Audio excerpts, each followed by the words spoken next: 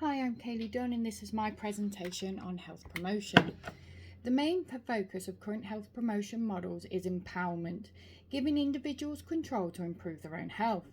The basic strategies identified during the first international conference in Ottawa in 1986 were advocate, enable and mediate. This promotes health through the distribution of information, equitable access to healthcare services, and collaboration across sectors with various specialists. Historically, beliefs about health stated disease were caused by biological phenomenon. Now, it is widely accepted that social, environmental, and economic factors all affect health. Rising rates of non-communicable diseases have been linked to preventable behaviour, suggesting a rising need for education through guidance and support. Social models of health encompass a broader range of contributory factors to health, investigating environments, relationships, culture, political factors, and economic stability. Social models aim for equality of access to healthcare, allowing individuals, groups, and communities to take control of their health. Socio-ecological models look at factors that contribute to individual behaviour, which encompass influences of complex belief systems on multiple levels. Developed by Brough and Brenner, there are 5 main systems from intimate to societal that shape behaviour, and they are: microsystems are the things that have direct contact and influence friends, family, teachers, and neighbours.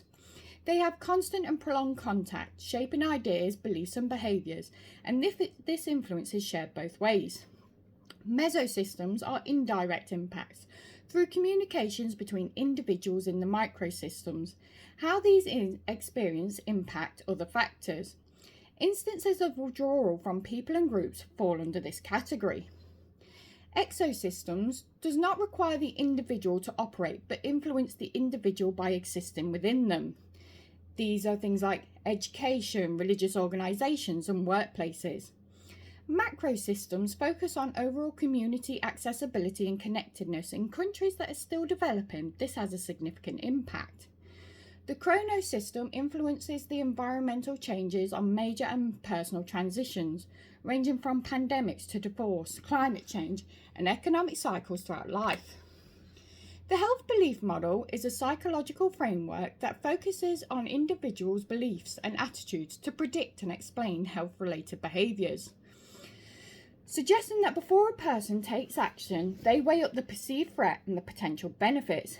The key factors to predict behaviour are perceived seriousness, perceived susceptibility, perceived benefits versus barriers, perceived threat, self-efficacy, and cues to action. Modifying variables are individual, structural, and demographic factors that increase the likelihood of susceptibility or severity, including age, gender, knowledge, previous experience, personality, and many other factors.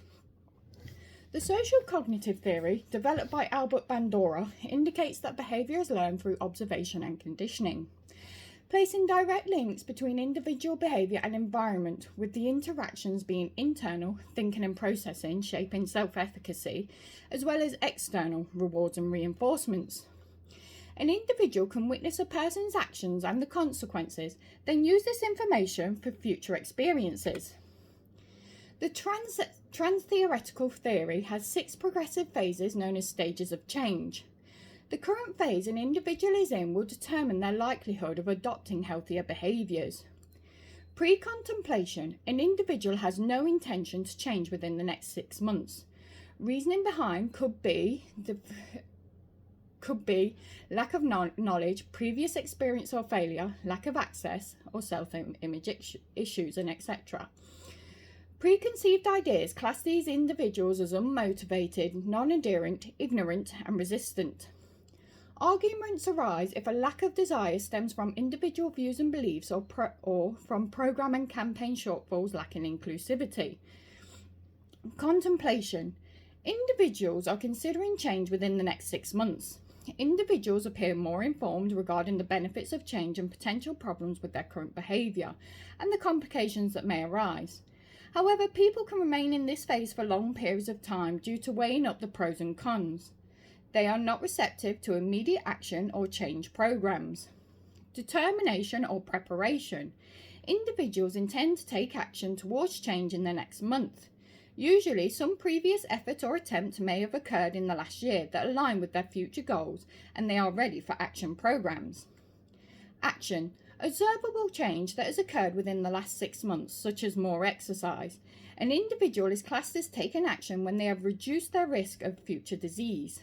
Maintenance is when a behaviour change has been sustained for at least 6 months. Although temptation is less and their confidence and self-efficacy grows, there is still conscious effort to prevent relapse. Finally, an individual can relapse and start the program again, or they terminate upon successful completion. I'm going to compare the social cognitive theory and the health belief model of health promotion. Both models recognise that for health promotion to be successful, individual behaviour needs to change. Although both recognise that behaviour is influenced by a combination of factors, individual, social and environmental, social cognitive theory's key variable is self-efficacy, based on past experiences or observations, whereas the health belief model places greater emphasis on perceived threat or susceptibility before action is taken. The health belief model is beneficial for vaccines, screenings and other preventable measures, aiding in predicting uptake. For example, the COVID-19 vaccine uptake for the first vaccine was high, around 92%. In 2022, booster vaccine rates had significantly declined to around 68%, particularly among younger and healthier individuals due to reduced perceived threat. Social cognitive theory values education on health such as stress management and chronic disease prevention. All health models recognise interventions should be tailored to target audiences, as there is a reliance on individuals wanting to change their behaviours. The effectiveness of the health belief model at attempting to identify and predict reasons for changing or maintaining behaviour can be measured across a wide range of health factors. Due to its comprehensiveness, there is a straightforward framework for understanding perceived threat and benefits for the corresponding behaviour. When applied to health promotions for overweight or obese individuals who are at increased risk of developing non-communicable diseases such as diabetes and cardiovascular problems and hypertension, it can trigger behavioural change as perceived threat of future complications increase.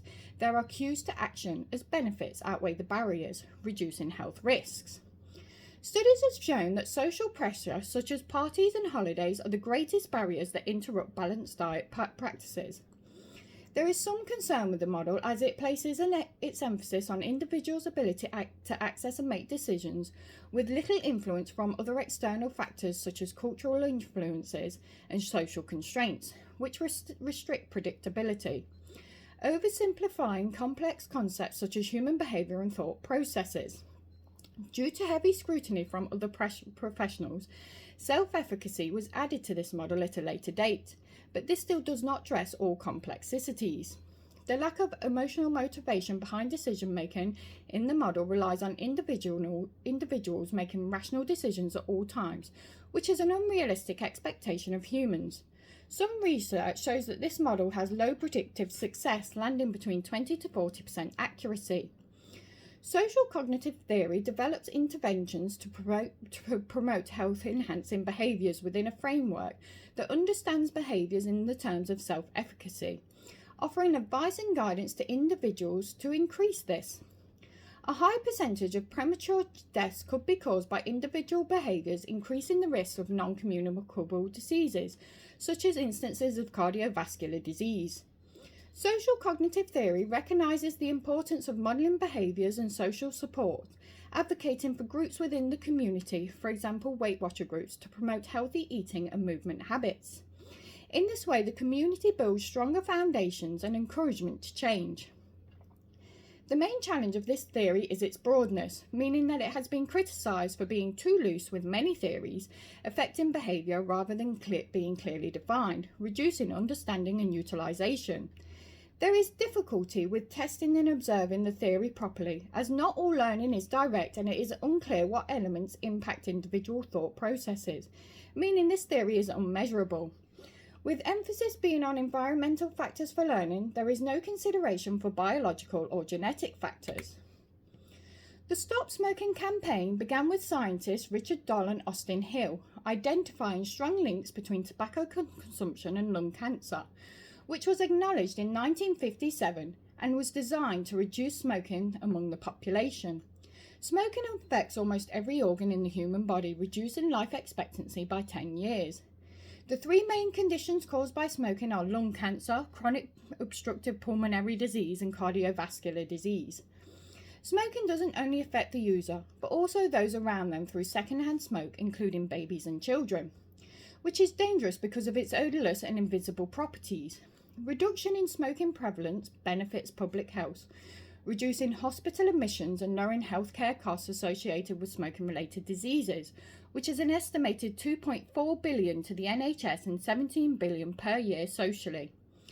The 4 pillars of the Stop Smoking campaign are alert, raising awareness, educates the public on the dangers of smoking and secondhand smoke, motive, confidence building, by giving compelling reasons to quit, the benefits outweigh the addiction, support, accessibility, providing proven tools and increasing access to expert help and resources such as apps.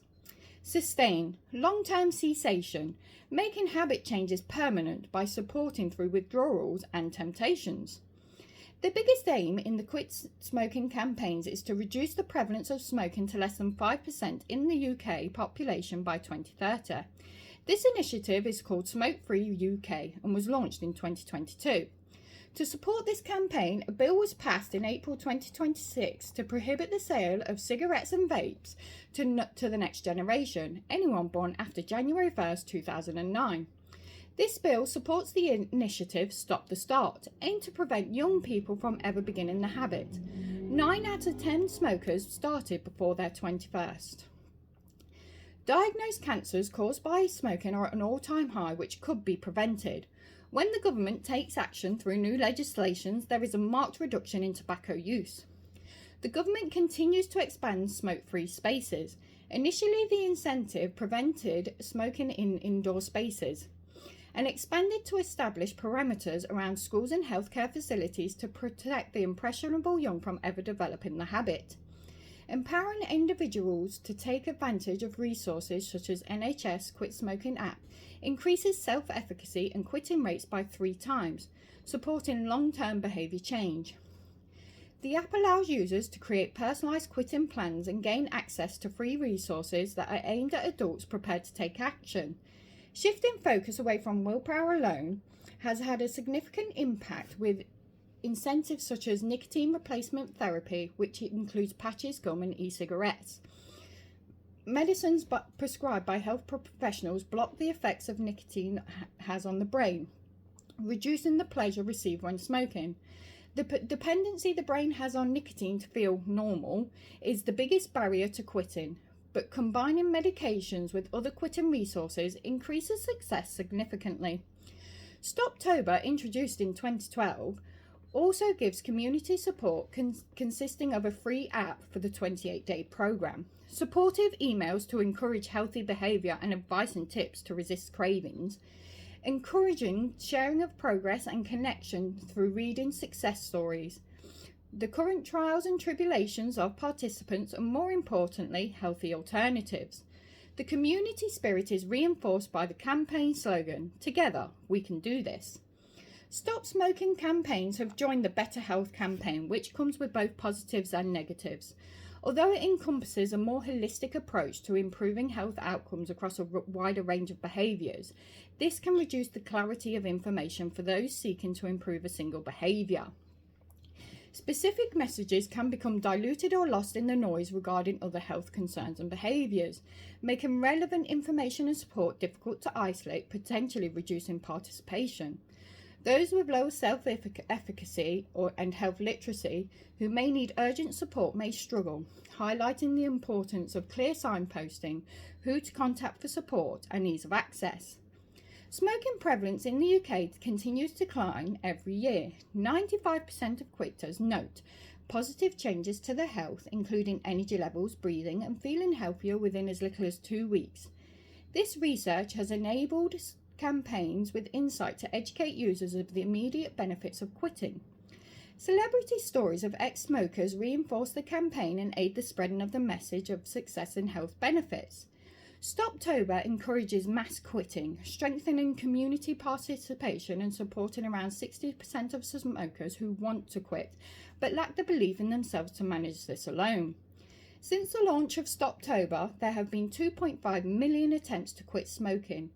Overall, stop smoking initiatives have been highly effective with prevalence at its lowest level through the combination approach of legislation, education, behavioural support and community-based interventions. However, continued inequalities in health literacy and access to support remain barriers to achieving a smoke-free population. When looking at the NHS contributions to the smoke-free campaign, individuals who use a multi-intervention approach to aid smoking cessation are 5 times more likely to be successful, with 53.1% of attempts of quitting being successful. During routine screenings in the NHS, 279,680 referrals were made to stop smoking services.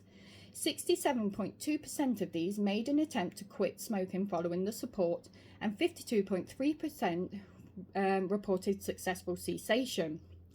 These numbers are under criticism because the success is self-reported, and due to stigma, these reports could be false. Only 11% of these claims have been confirmed through carbon monoxide verification.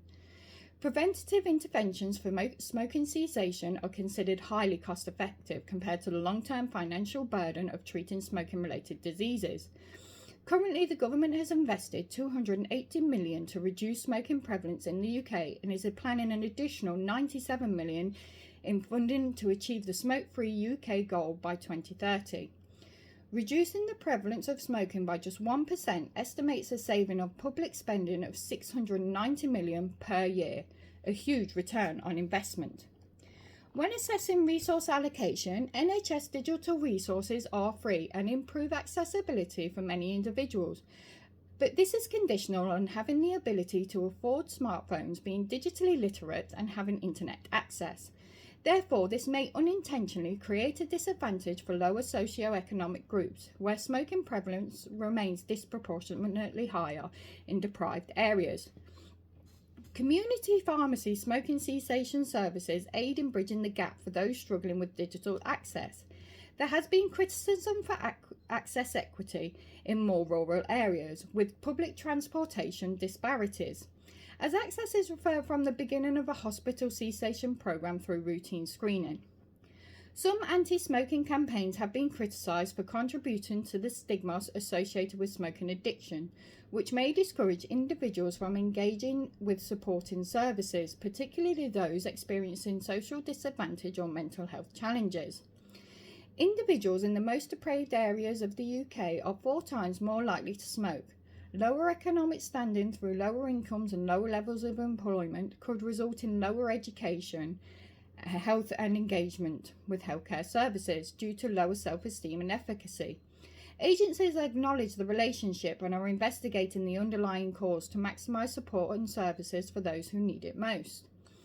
Overall, the NHS initiatives have focused on education, prevention, supporting cessation, supporting legislation and promoting behavioural adaptation to contribute to smoking cessation and improve public health.